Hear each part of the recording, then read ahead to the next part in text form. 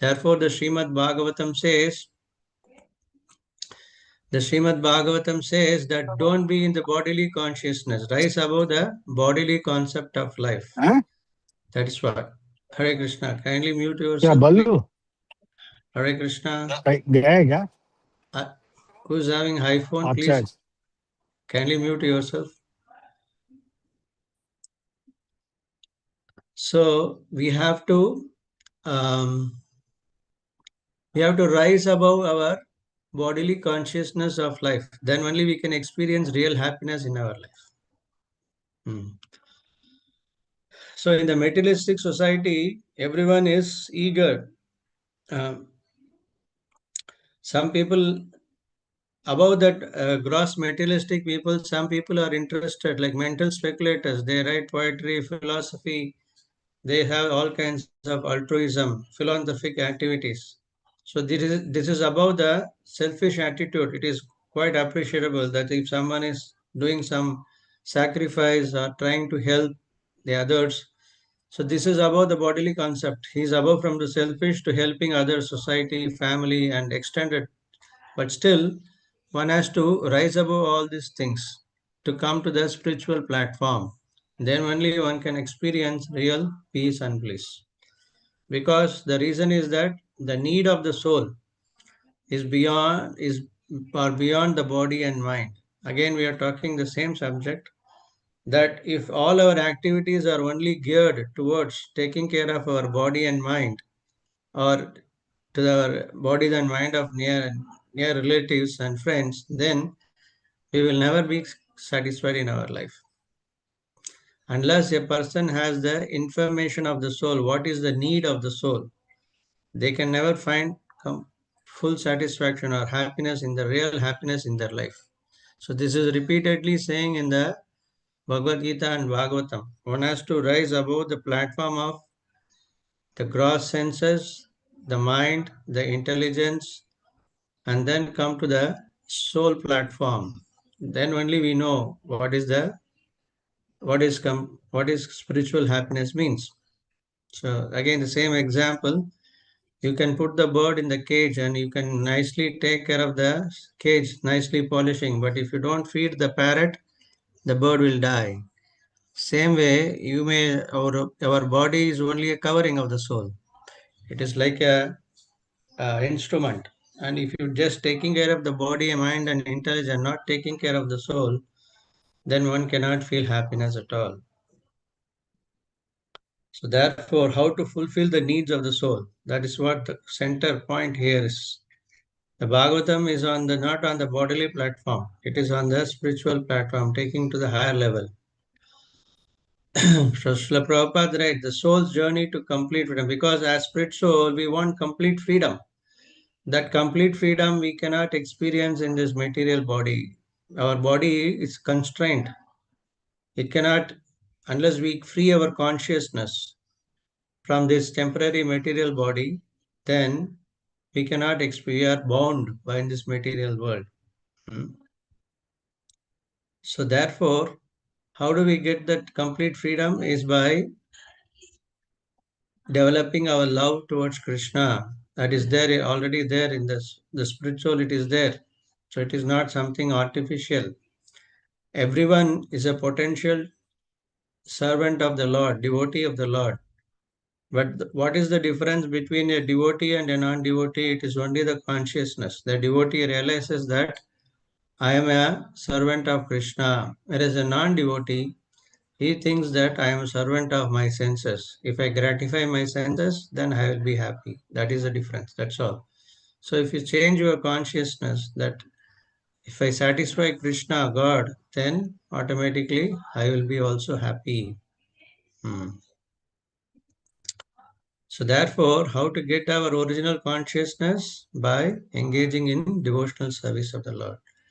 By repeatedly we have to hearing about chanting and about the Lord. So it is not a waste of time. Only by doing spiritual activity, devotion to Krishna, then we become completely joyful. Therefore, Krishna says in Bhagavad Gita, Susukam Kartam Avyayam. This process of devotional service is very enjoyable. Chanting, hearing, happily doing service to Krishna and the association of devotees is the natural activities.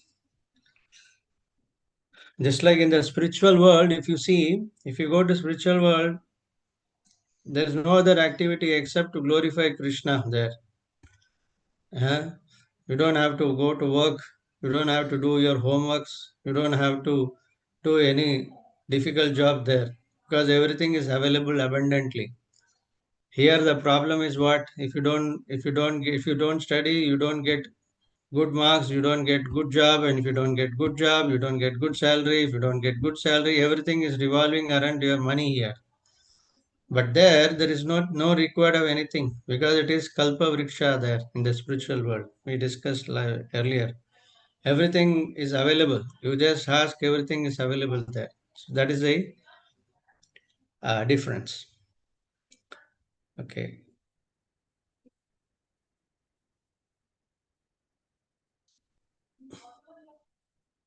So in the next sloka, Krishna is talking about dharmasya apavargasya nartho arthaya kalpate nartasya dharmay kantasya kamo labhahi smritaga. Not Krishna, Suta Goswami. He is saying another important sloka.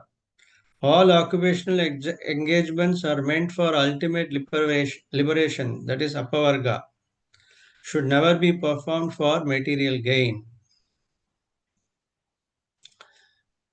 So this is another important kamo labhahi smritaha. Hmm. So only for the pleasure of Krishna means what he is saying. What is said here is that we are working very hard. We are getting the results of our work in the form of money. Whatever we are getting, everything should be used in the service of Krishna. So then we experience the real happiness. Hmm.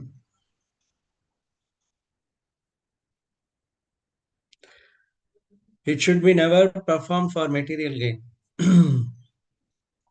So one may ask, okay, if I am going to office, then I should not expect any results or I should not earn money. Is that what it is saying? No, it doesn't say like that. The point is here is in Vedic culture, we have four orders of life: Brahmachari, Grahastha, Vanaprastha, and Sannyasi. Out of these four ashram, only the Grahasthas or the married people, they are eligible to earn money. The Brahmacharis, they are not allowed to earn money. Vanaprastha means retired life, and sannyasi. All these three people, they are not into occupational engagement.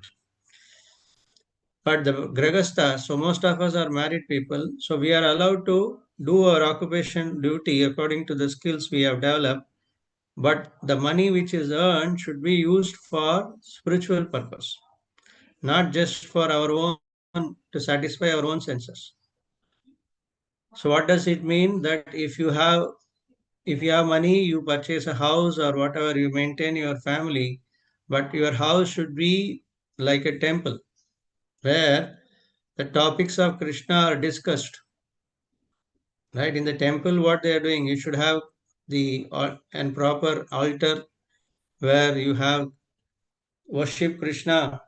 You can have Vigraha, you can worship the Lord and do everything keeping Krishna in the center. Just like in the temple, everything is offered to the Lord and then it is given to the devotees. Same way, you should every day your cooking should be also as a offering to Krishna. Bhoga should be offered to Krishna and take it as Krishna Prasad. But if you don't do that one, then whatever you are doing, cooking is also is not prasad. Then if it's not prasad, then we are only eating sin. Krishna says in Bhagavad Gita, right? Yajnasistashno santa muchyante sarva kilpishai. E pachante atma karanat. Means that any food we are taking, we should be offered to Krishna and take it as prasad. So every activity should be done for pleasing Krishna. And the money what we earn, we have to utilize for propagating the spiritual knowledge to people. So in this way, part of a portion of money should be spent for spiritual advancement. Because we say money, actually what in Sanskrit is called Lakshmi, right? Lakshmi means Lakshmi. Who is the proprietor of Lakshmi? Who is the owner of Lakshmi?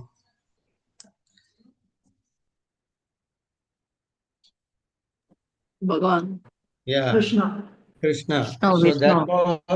therefore, we should utilize that Lakshmi for propagating.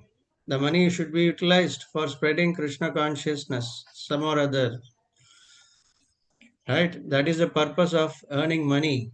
Or if we don't utilize for Krishna service, spiritual service, and we keep only for, accumulating money for our own enjoyment, then we are simply incurring karma only,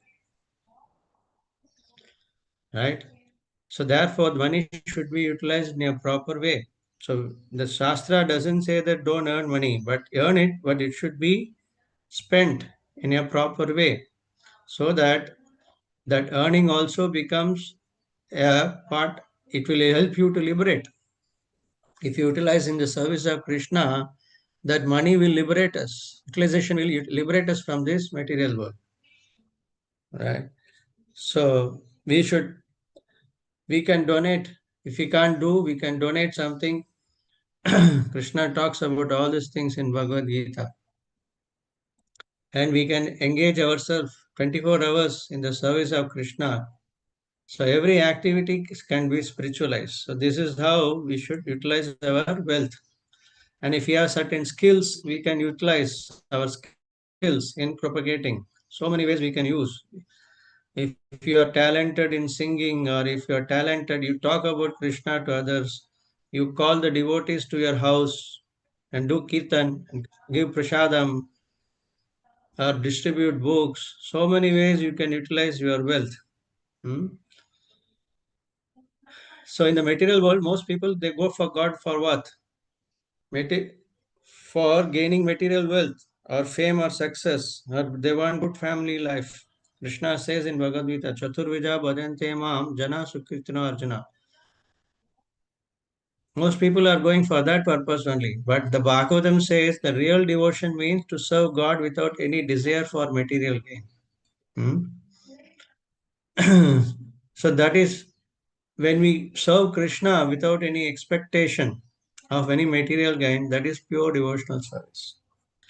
That's how the great devotees serve Krishna. Hmm. Like we know the story of Brahmana, na? Kuchela, or he said, you know that story.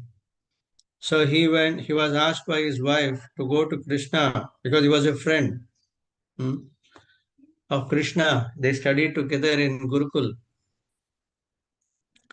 So he went there, and he was actually reluctant to go to Krishna because Krishna was a king of Dwaraka and he was a poor Brahmana. So his wife was nagging to go and ask your friend for some help. But he was hesitating that how I can go and ask Krishna. That's not correct actually. But he went, but he carried some little, this poha, owl, no? So he took there and he just offered to Krishna, and Krishna accepted it, but he forgot for the purpose what he came. He came back, but when he came back, Krishna already transformed everything in his village. He was supplied with abundant wealth without even asking. So Krishna knows what is required for the devotees. He will give. We don't have to ask Krishna anything.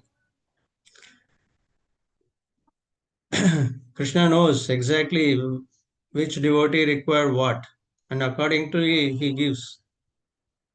So when a devotee properly utilizes his wealth in the service of Krishna, Krishna reciprocates abundantly.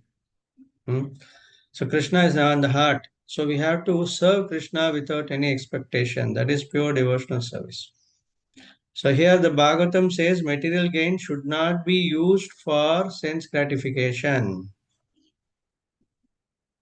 So it should be utilized for Krishna's service or devotee's service. That is the whole purpose of the instruction given here, Srimad Bhagavatam. So 10th sloka is life desire should never be directed towards sense gratification. Desire only for a healthy life and inquire about the absolute truth. Nothing else should be the goal of one's work. Hmm. So this sloka is all very important sloka in Srimad Bhagavatam.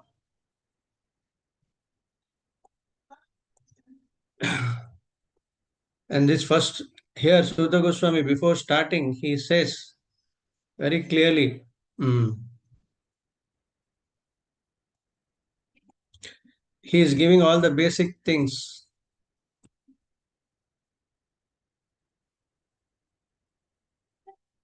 कामस्य नेन्द्रिय प्रीति लाभो जीवेत यावता जीवस्य तत्व जिज्ञासा नातो यश्चेह कर्म बिगी. So life's desire should never be directed towards sense gratification. But is what is happening in current world? Everyone is taught what should be your desire, what should be your goal of life. Goal of life is somehow or other earn good money and enjoy your life. So that is a wrong philosophy. Hmm. Here Bhagavatam says use all your occupational skills to know about the Supreme Lord. Then our life will become perfect. So the modern civilization is totally against the way the Bhagavatam teaches us. Unfortunately, we have been following the Western civilization. The Western civilization is all driven by selfish attitude. So even in the name of religion and everything is geared towards sense gratification only. But nobody is talking about how to improve our devotion and surrender to the Supreme Lord, how to seek the higher purpose of life. That no one is teaching. So therefore, we are finding all sorts of problem in this material world. Like we see here, even in the politics also, the leaders, they promise the voters, okay, you give me your vote, I will give you more facility for you, right? They are giving all free money, free, all freebies. For what? So that they get their vote. And when they come to power, they will exploit people. They will put tax and then they will take the money back. So this is a pure business attitude. There's no one is talking about this will never make us happy. Hmm? So this is all. Therefore, Prabhupada says the whole world is a place of cheaters and cheated. People want to get cheated, and there are a number of cheaters are available. Right. So as long we want to get cheated, we will be cheated. Only if we have a proper understanding of the scriptures, what Bhagavatam says, then we'll understand our real position. So when people in power, like we saw in the previous classes, these so-called leaders, they're all blind. They don't have any knowledge. They cannot teach people of senses, any self-realization process. They cannot teach how people can be really happy. Only the Bhagavatam and the devotees can teach people how one can become happy. Hmm. All the leaders we are seeing, they say one thing in the morning, they do another thing in the evening. They give all kind of false promises. And we see now the whole world is all led by peoples who don't have any vision at all. The blind leading the blind. So there is total chaos in the material world. Hmm. So how can you expect these leaders to bring happiness in our life? And they are cheating and they are telling, okay, you vote for us, we will make your life better. It doesn't happen at all. So the Bhagavatam says that don't be get cheated. Come to the understanding, proper understanding. So do not just focus your life only for sense gratification. The senses will be satisfied automatically if you are doing service to Krishna. Our senses also is automatically satisfied. Okay, so we should avoid simply wasting our energy. How to improve our material life? We need to do our duties, no doubt about that one, but without attachment, but with the aim of aim of improving our spiritual consciousness. That's very important. So here say the senses are not meant for unrestricted enjoyment. So this is what is happening. People are suffering because of this. They want to enjoy the senses unlimitedly. Obesity is the biggest problem in the world because why? People, it's not that people don't have food. They have food, but they overeat. And therefore they are into all kind of diseases. And similarly, in people, they don't have any regulated habits. Eating, sleeping, mating, and defending. All these four activities are done in an extravagant way. There's no restriction at all. Whatever you pleases to your senses, you can do. They don't want to have any regulation in this. The moment you say about don't do this, people don't like you at all. Even for children, you say them don't do this, they don't like it. They want to do whatever they feel like. But the Shastra says, Bhagavad Gita talks about all the chapters. Krishna is talking about how you should control your senses. Without having control your senses, you can never progress in spiritual life. It will lead you to more and more miserable. Hmm? And another important thing is marriage. People don't know into Kali Yuga what is the purpose of marriage only. The purpose of marriage is for to bring progeny, good soul into the family, and so that they become devotees. They should get devotee children in their family, and the husband and wife they are getting married for what purpose? So that they can produce a God conscious, Krishna conscious children, and so that the Atma can go back home, back to Godhead. That is the purpose of marriage. But people don't have any idea now. Now in the current generation, they are thinking why I should get married. You know, they can live in relationship only throughout their life, and they can enjoy their senses. So this is totally against the scriptural injunctions. Therefore, they will suffer, or people get into illicit activities. They don't want to get married because they don't want to be responsible. They don't want to take the responsibility of taking care of children. But at the same time, they want the enjoy their senses without getting married in an illicit way. So these are all against the injunctions of these shastras. Again, they will all these people who are violating the principles in the shastras, they will get into all sorts of trouble. In the in the name of family planning propaganda, people they wanted to get into unrestricted sense enjoyment. But these are all not acceptable. It will lead to only miseries. So anyone who want to get married, they should understand before getting into marriage, they should understand what is the purpose of marriage. Both husband and wife should be on the same understanding. The purpose of both husband and wife to get married is to produce Krishna conscious children. That's it. Not for simply for our to satisfy our gratify our senses. That is not the purpose of marriage. Unfortunately, this has not been taught.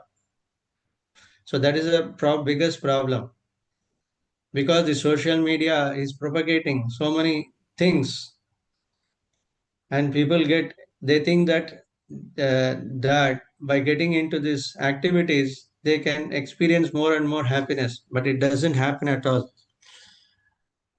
Right. So a God consciousness by Krishna conscious family having both husband, wife, children, everyone in God conscious, they can lead a very happy married life. So marriage is not restricted. It is not Bhagavatam is not saying everyone should become a sannyasi. Bhagavatam is saying that whatever ashrama you are having, you are following brahmachari, grihastha, vanaprastha, sannyasi, you should follow the rules and regulations of those ashrama properly.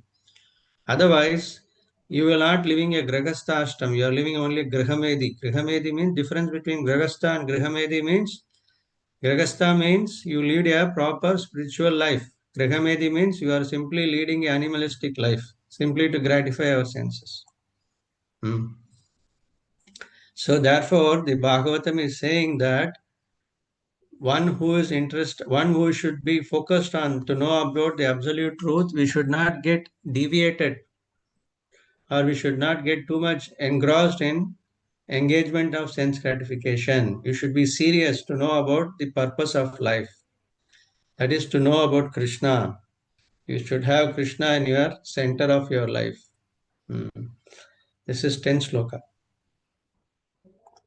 So in the 11th sloka is also a very important sloka. Vadanti tat tattvavidas tattvam brahmeti paramatmeti bhagavaneti sabdayeti. Means learned transcendentalist who knows the absolute truth call this non-real substance Brahman, Paramatma or Bhagavan. This is another truth, important truth here. Bhagavatam is giving very nicely here. So one may call the absolute truth as Brahman or call Paramatma or Bhagavan. It is all the one same subject matter only. All are talking about the same subject matter only. Brahmeti Paramatmeti Bhagavan iti sabditi. So the example is given, like you take the example of the sun, there are sun rays are there, and there are sun planet is there, and the sun, Surya Bhagavan is there. So if you are studying only about the sun rays, that is like people who have knowledge of Brahman. But if you know the knowledge of about sun planet, that is about one person who knows about Paramatma. And one who knows about the Surya Bhagavan, he is like one who knows the Supreme Lord Sri Krishna. So all three are interrelated. All three are studying the same subject matter only. Brahmeti, Paramatmeti, Bhagavaneti, Sabdaiti. So the absolute truth is realized in three steps. Brahman, Paramatma, and Bhagavan are all one and the same. We are talking about the same subject. Like I give the example, like the moon expedition, you know. So somebody may go and land in South Pole or North Pole, but it is all the same moon, correct? Same way, one can have a realization that that God is someone who is saying God is light. He is correct in a sense that he has some partial knowledge of God. So one who is saying that God is like a Paramatma in everybody's heart, every living entity's heart, he is like yogis. They realize Paramatma. So he is also right partially. But one who knows the Supreme Lord Krishna, he is having complete knowledge of the absolute truth. So the subject matter is same, but it is only how far you are realized, partial or fully realized. So impersonal realization and Paramatma realization are partial realization of the absolute truth.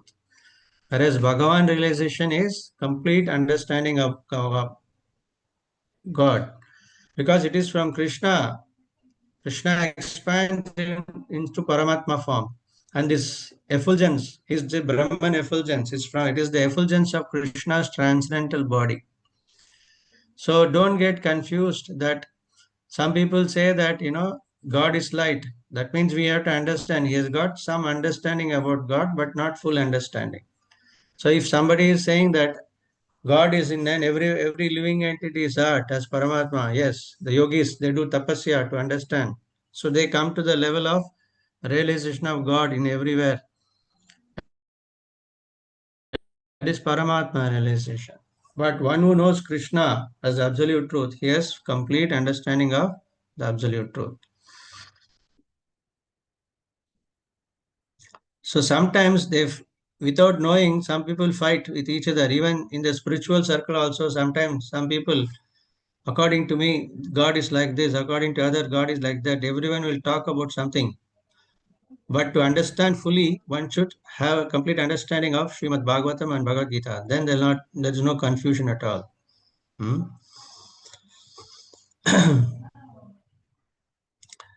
Yeah. So in the 11th sloka, it is said that, and the Prabhupada is writing that how to understand this. There is Krishna has got multiple energies. He's got basically three kinds of energy. There is a superior energy and then there is an inferior energy. Two kinds of energy are there. and there is a marginal energy also. So if you understand this concept, then you know what is exactly how everything is one with Krishna, at the same time different from Krishna. So Krishna says in Bhagavad Gita that as living entities, we belong to superior energy. And what is inferior energy is matter. Matter means you see everything around you. You see your table, your fan, whatever matter. They are all lifeless, correct? They don't have any living force inside them. So these are all called inferior energy. Why we are called superior energy? Because we are not matter, we are spirit, we are spiritual, we are living entities. But we are covered by this matter. Even though we are superior energy, we are covered by matter. The supreme spirit is Krishna. So therefore, we are called actually marginal energy because we have a tendency to be covered by Maya. So three energies. What are the three energies? Krishna is complete spiritual. We are marginal, covered with material energy, and there are matter which are completely matter, no life at all. Okay, so you have to understand these three and things very clearly. Then there will not be any confusion at all. Hmm? So we, as living entities, our problem is we are caught up in illusion. That is a jivas. Hmm? So the spiritual energy is all the spiritual world, and Krishna is not like us. Krishna is completely spiritual. But we have a problem. We are because we are marginal energy. We are tend to identify with matter. Like we see, we are this body. If you go in front of your mirror, if you think that I am seeing my body, if you think that you are the head, hand, legs, these are all the coverings. But who you are really is, who are we actually is, we are the living force inside the body, which we are not able to experience because we are covered. Just like the sun is covered by the clouds, and we are not able to see the full effulgence of the sun. Same way, we are not able to experience our spiritual, full experience, spiritual nature because we are covered by the cloud of material energy. So therefore, we are not able to see that we are covered. So therefore, we are in Maya, illusion. We think, we take illusion as real. How? What is that example? Just like if you are going in a desert, you see a mirage, right? You see there is looks like some water, but water is not there. Right? Similarly, we see everything in this material world as a product of belong to me. It is me, but it is not so. Nothing is belong to us. We ourselves is in a covered with this material energy, and we think that this belongs to me. This is my house. This is my wealth. Everything we see in terms of relation to us only, but nothing belongs to us. Because when we come to this material world, we did not bring anything. And similarly, when we go out of this world, we are not going to carry anything. But in between, we are in an illusionary world, claiming themselves everything belongs to me, not realizing that we are in a rented place actually. As soon as the time comes, we have to vacate this place and move out. That is the real reality. So we are in the temporary illusory world. So don't just like or another example, just someone is acting like a king in a drama. Now in the drama he maybe assumed the role of a king. So he assumed that he is a king. But once the drama is finished, then he is no longer a king. Correct? But still if he claims himself I am a king, then it is foolishness. Same way, we are in this temporary world. So whatever position we are having, it is a temporary drama. We are here, we are here. Once the drama is over, we are no longer, right? If you think of your forefathers, so they may be they are no longer there. Whatever position they were there, they are no longer now. Same way, whatever position we are holding now, we will not be in that position later. So why should be in illusion? So we have to come to the reality. So we should not be caught up in the illusion. So we need to realize that we are not this body. So we should not identify with our inferior energy, body and mind. So as long as we are in this illusion of Maya, we cannot realize true happiness in our life. Hmm. So therefore the Bhagavatam is repeatedly saying all this sloka for what? So that we come out of this illusion. Hmm. So just like here, if you see, if you are wearing a police dress and you stand inside the mirror, in front of the mirror, you looks like a policeman, but actually you are not this dress. You are an actual person. Hmm. So this conception of I am an Indian, I am a rich, I am a male, female, all these are all wrong understanding. But the real understanding is to know that I am an eternal servant of Krishna. So unless we come to this stage, we cannot progress in our spiritual life. This is the ABCD of spiritual life. Spiritual life is not just going ritually doing some activities. One should have a thorough understanding, philosophically understand the subject matters. Otherwise, we are just in this sentiment only. So, spiritual life should not be taken as a sentiment thing, do some rituals. That is what spiritual life. No. Spiritual life means a proper understanding. Hmm.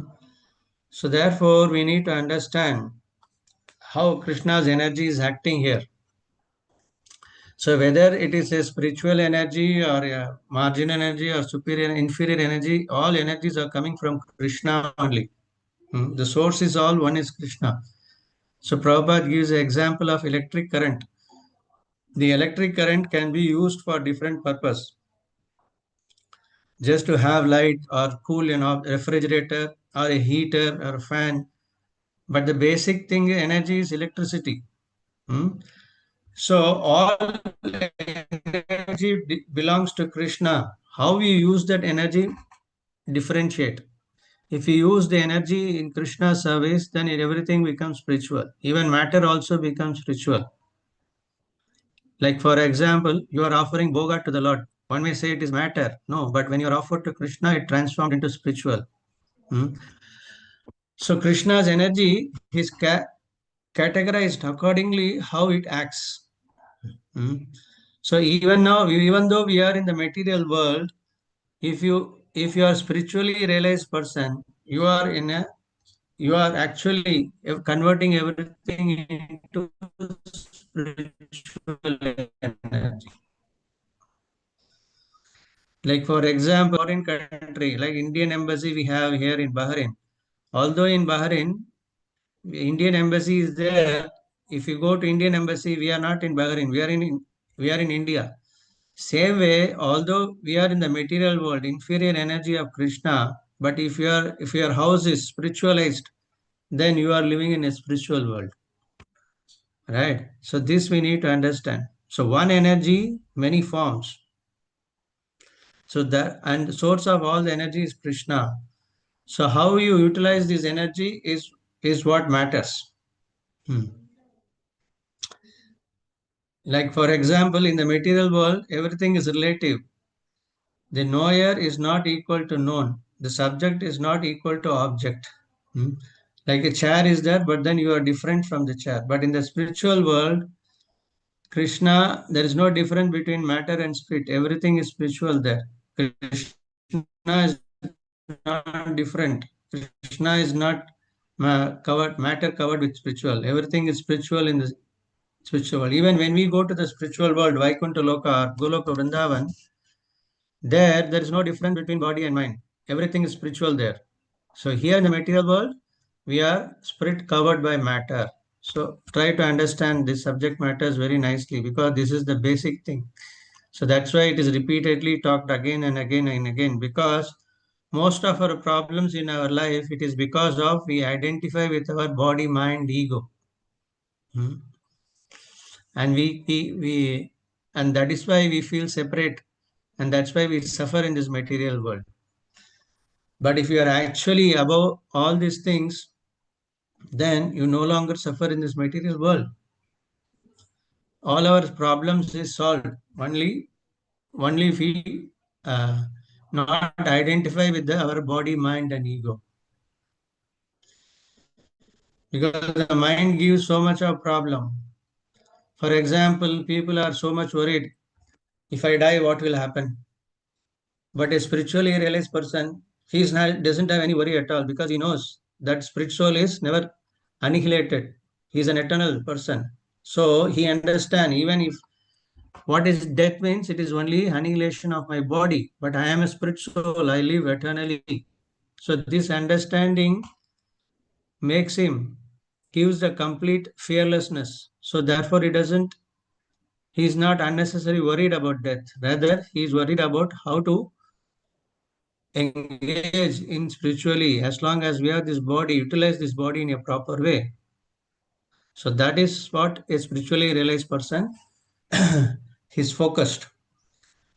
So therefore there's no suffering for him. He takes care of the body as much as he can. He understands his body is a nice tool to engage in Krishna service. He takes his body.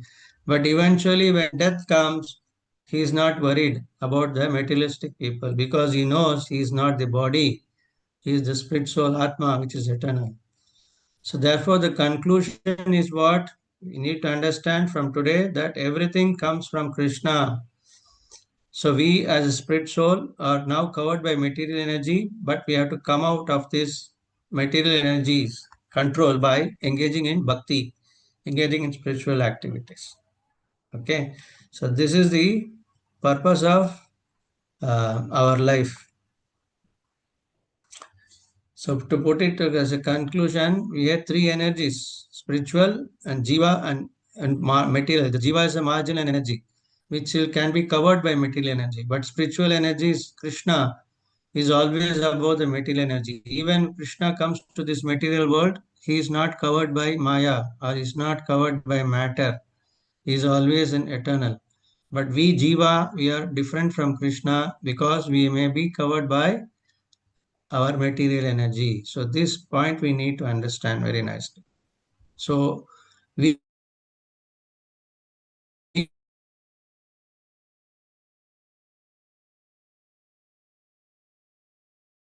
we can find there is no more material covering for us. So this is what Krishna teaches in Bhagavad Gita.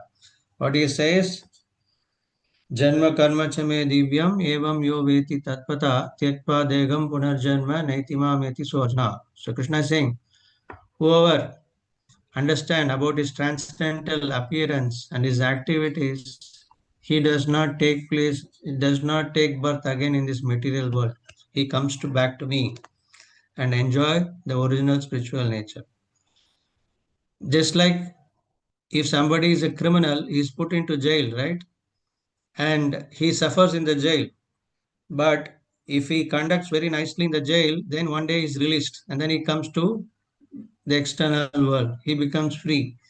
Same way, this material world is a jail for us because we are rebellious against Krishna. We don't want to surrender to Krishna. Therefore, we are put in this material world. But if we now revive our bhakti towards Krishna, then Krishna will come and take us back home, back to God. Then there is no more suffering. So life's desire should never be, the goal of life should not be only for sense gratification. It should be for realizing the absolute truth, to know, understand who is Krishna, to understand what is our real nature and go back to whom, get to God. This is the teaching of Bhagavad Gita. This is the teaching of Bhagavatam. So we must utilize all our energy. So this life is very, very rare. We have obtained this human form of life after many, many, many, many births. We don't realize how important, how valuable we got this human form of life. Don't spend this human form of life uselessly, wasting our time in our own selfish, to fulfill our own selfish desire. We should utilize all our time how to serve Krishna, how to develop our love for Krishna. So that is the purpose of our life. So Bhagavatam is teaching this thing. Okay. So utilize this life very nice, permanent. Stock market is crashing. Everybody's life is becoming miserable. Gas is not there. That problem, this problem. So where is the solution in the material world? Even though you may be a very great person, but problems keep coming. So nobody can avoid Janma Mrityu Jara Vyadi, right? So the only solution is available for us to get out of all this trouble is to Bhagavatam teaches us to surrender to Krishna and our life will become very happy. Okay. So this is the essence of this today's class. Hare Krishna. I'll stop it here. Any questions? Anyone like to add any comments or any questions? You're Prabhuji, welcome. one small doubt. Yeah. Is not Paramatma and Bhagavan the same? Yeah, they are same. Paramatma is only Because, the Vishnu form, 400 form. okay, Prabhuji. One Yeah. question, how are you? The problems are solved or still bombing going on? It will not solve so easily. But by Krishna's mercy, we are all protected. We are all fine, and everything is going on fine. There is no problem. So please continue to pray for all of us. We need everyone requires prayers. So we will pray to all of every day. We pray for all of our well-being. Right. Thank you God, for your concern. Hare God, Krishna. safety. Yeah. Yes, Krishna is protecting. We all the devotees are fine. The temple is running. Everything is going on fine. As of today, everything is Krishna's under Krishna's protection and all your devotees' prayers and blessing. Everything is going on fine. Thank you so much.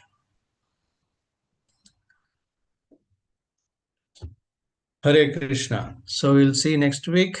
Srila Prabhupada ki jai, Srimad Bhagavadham ki jai, Ananta Koti Vaishnavinda ki jai, Vansha Kalpatarubhyasya Kripa Sindhabhya Patitanam Pavanebhyo Vaishnavebhyo Namo Namaha.